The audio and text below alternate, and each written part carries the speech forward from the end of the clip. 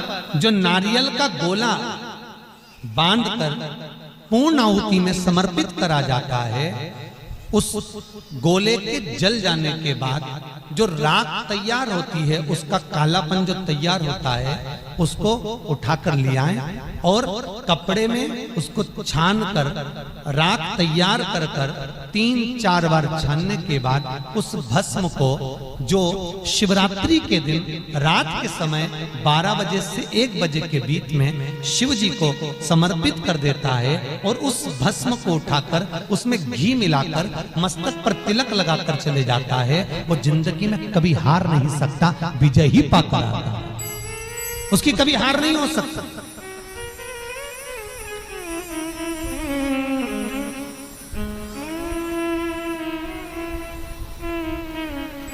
वो कभी हार नहीं सकता। शिव महापुराण की कथा कहती है वो भस्म विजयता को प्रदान करती है। आपको किसी से नहीं करना, किसी के हाथ नहीं जोड़ना, केवल वो भस्म का तिलक लगाकर जिससे आपका काम निकालना है उसके सामने पहुंच जाइए, आपको सुख का अनुभव हो जाएगा, कार्य सिद्ध। तो भस्म इतनी प्रबल हो, 3 जगह की भस्म। दूसरी भस्म महाराज प्रदोष के समय पर, प्रदोष काल में, जिस दिन प्रदोष हो उस दिन प्रदोष काल के समय कोई गाय अपने बछड़े को दूध पिलाते समय जब पोटा कर दे, गाय गोबर कर दे, उस गोबर को हाथ नहीं लगाना है, उसी स्थान पर सूखने देना है।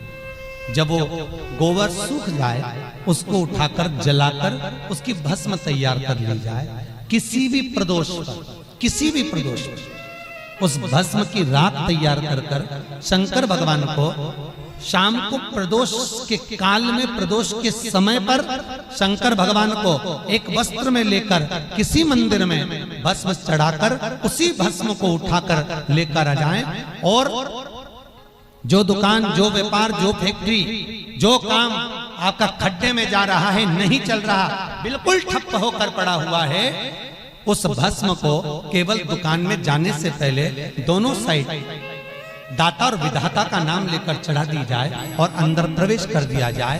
अगर कितनी भी खड्डे में फैक्ट्री जा रही होगी वो अव्वल में चलना प्रारंभ हो जाएगी। उस भस्म का इतना प्रमाण है। दूसरे नंबर पर बस एक भस्म आहुति की, दूसरी भस्म प्रदोष की, तीसरी भस्म महाराज किसी मंदिर की मूर्ति की प्राण प्रतिष्ठा हो रही है। तीसरी भस्म का प्रमाण देखिए, बड़ा सुंदर है महाराज। किसी मंदिर में मूर्ति को प्राण दिए जा रहे हो, प्राण प्रतिष्ठा हो रही है,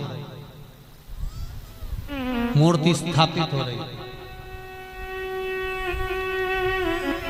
और वहां जो यज्ञ हुआ हो उस यज्ञ के बाद में पूर्ण विराम पर यज्ञ देवता को एक वस्त्र ओढ़ाया जाता है, लाल वस्त्र। आपने भी देखा होगा, कहीं हवन हुआ होगा तो उस पर लाल वस्त्र घी में भिगोकर मलकर उसको ओढ़ाया जाता है, अग्नि देव।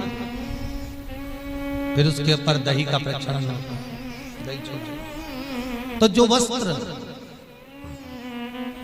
अग्नि देवता को प्राण प्रतिष्ठा के समय पर ओढ़ाया जाता है, उस वस्त्र की कालोच महाराज, वस्त्र की कालोच लेकर आ जाओ।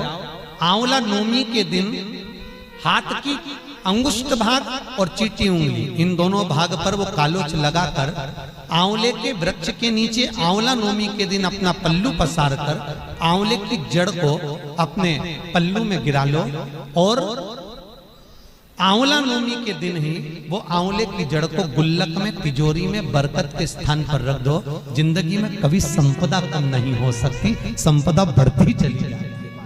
संपदा घट नहीं सकती, बढ़ेगी पर घटेगी, कष्ट नहीं आ सकता, रोग, बीमारी, तकलीफ नहीं आ सकती। तीसरी भस्म का प्रमाण शिव महापुराण की लिंग पुराण में स्पष्ट कहा गया। नर्मदा पुराण, शिव पुराण और लिंग पुराण, तीनों में स्पष्ट है। और एक भस्म चढ़ती है मेरे कालों के काल महाकाल को भस्म आरती में, विश्वनाथ को चढ़ती है महा सुबह मंगला आरती में। बाबा वो एक आनंद है। शंकर को जो चढ़ गया वो करोड़ों का तो हो ही गया, करोड़ों का। एक निवेदन करूंगा भगवान भोलेनाथ से, ये जरूर विनती करना कि भोलेनाथ अगर मेरे गर्भ में संतान देना तो उसकी उम्र पूरी देना।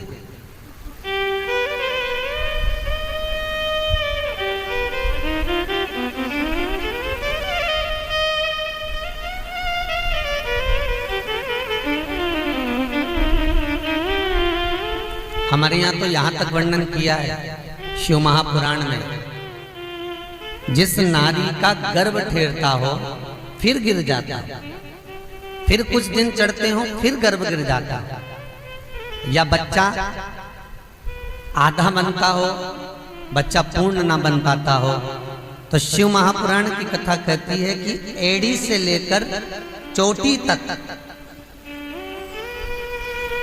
स्त्री एक मौली, मौली मतलब जो हाथ में नाड़ा बांधते हैं, लच्छा बांधते हैं, उसको नाप लें। और नाप कर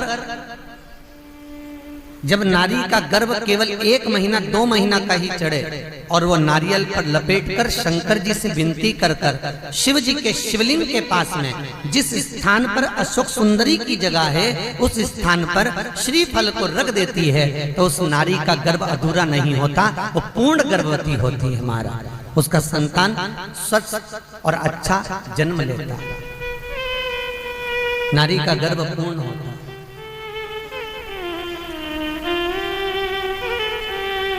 भगवान शिव का नाम लेकर, तुमरुका जी का नाम लेकर जो लच्छे को बांध कर रख देता है, उसका फिर अधूरा गर्भ नहीं हो सकता। तुमरुका जी ने कथा कहना प्रारंभ करा। तुमरुका वो जिस नारी का गर्भ नहीं ठहरता हो, सफेद आंकड़े की जड़,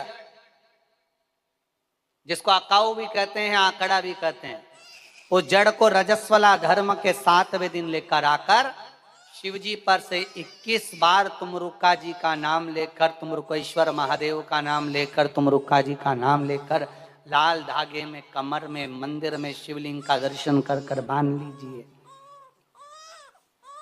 20 साल 28 साल 25 साल 30 साल शादी को हो गए, संतान नहीं तो भी वो देगा, पर विश्वास रखकर बांधना तो देगा जरूर। सबकी झोली भरी तेरी भी भर देगा। तुमरुका जी ने कथा कही। भगवान शंकर पार्वती जी ईश्वर जी और गोरा जी बनकर कथा सुनने आ रहे हैं। ईश्वर जी गोरा जी पधार रहे हैं, जोरदार ताली बजाएं ईश्वर जी और गोरा जी के लिए। तो जब माता उमा जब प्रगटी तो उनका केश भूमि पर गिरा, और भूमि पर गिरने के कारण उससे एक वृक्ष उत्पन्न हुआ जो नीम का वृक्ष कहलाता, नेवाड़ी का वृक्ष कहलाता। इसलिए साउथ में, दक्षिण में नीम के वृक्ष को स्वयं देवी का प्रतिबिंब माना जाता है। नीम के वृक्ष को स्वयं माता का प्रागट्य उत्सव माना जाता है। नीम के वृक्ष को स्वयं देवी का भाव वर्णित किया जाता है। और बहुत सुंदर बात है महाराज जी,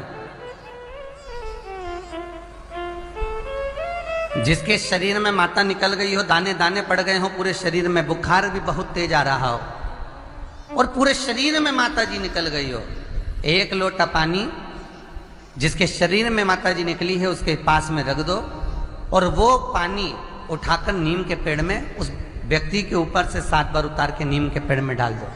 3 दिन के अंदर उसकी माता जो शरीर में निकली हुई है, दाने दाने पड़े हुए हैं, जो बुखार बहुत तेज आ रहा है, उसमें धीरे धीरे आराम मिलना प्रारंभ हो जाता है। यहां तक शास्त्र कहता है कि किसी व्यक्ति को अचानक बहुत तेज बीमार आ गया, बहुत तेज बुखार आ गया, या एकदम, हम तो यहां तक कहेंगे कि ये वायरस चल रहा है, महामारी चल रही है, और कंठ में भी आपको अगर जलन पड़ रही है, कंठ रुक रहा है, बुखार बहुत तेज आ रहा है, शरीर में ताप है, डॉक्टर को दिखाओ मना नहीं है, सब कुछ करो मना नहीं है, पर एक लोटा पानी अपने ऊपर से उतार कर 21 बार नीम के पेड़ में ले जाकर नाम गोत्र बोलकर डाल दीजिए और नीम के पेड़ के नीचे की मिट्टी को अपने कंठ पर लगा लीजिए। 20 से 25 मिनट बाद आपको आराम लगना प्रारंभ हो जाएगा। ये उमा देवी है।